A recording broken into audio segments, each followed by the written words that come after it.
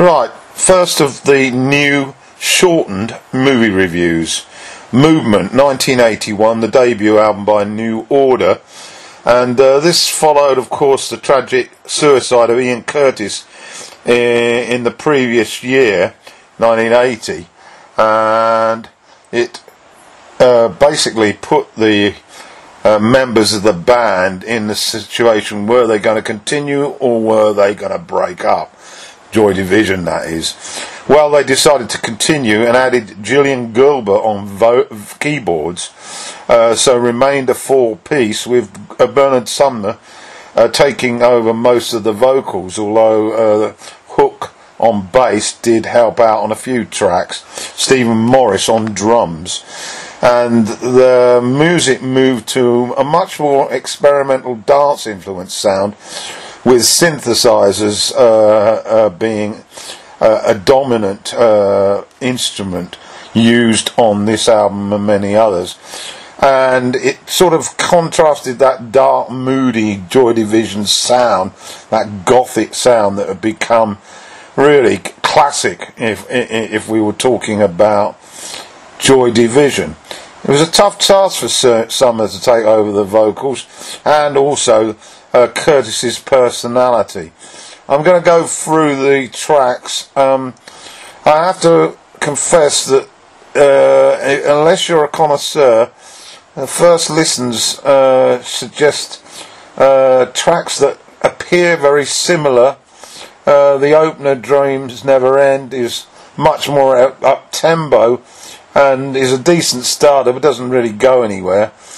Truth is very Joy Division influenced. It's slow, it's haunting, and Senses is a little bit more vibrant, with the echo style drum sound, which became very much part and parcel of New Order. Dance techno, I think, was the phrase bandied about. A nice swift tempo on Chosen Time, and the drums and bass are really glued together neatly. Much again a very fast tempo and aggressive keyboards and guitar. ICB closes out side one with a clattering sound on those drums, which are an integral part of the sound.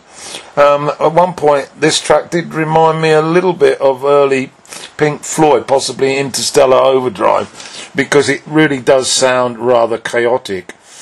The second side starts off with The Hymn. It's a 5-minute plus song with that rolling down sort of drums style, Hook with a classic bass line, but the vocals are very weak. It does skip a lot, and it ends prematurely, or so we thought, and then starts up again, which I found was a little bit hard on the hearing.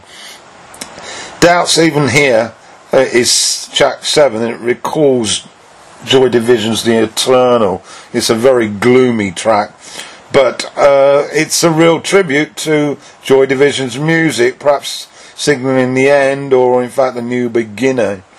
Hook's on vocals here, but he lacks the real authority. But it's got an eerie voiceover from Gillian, and the final track, Denial, is very robotic in its drumming, perhaps leading to the future of the new band.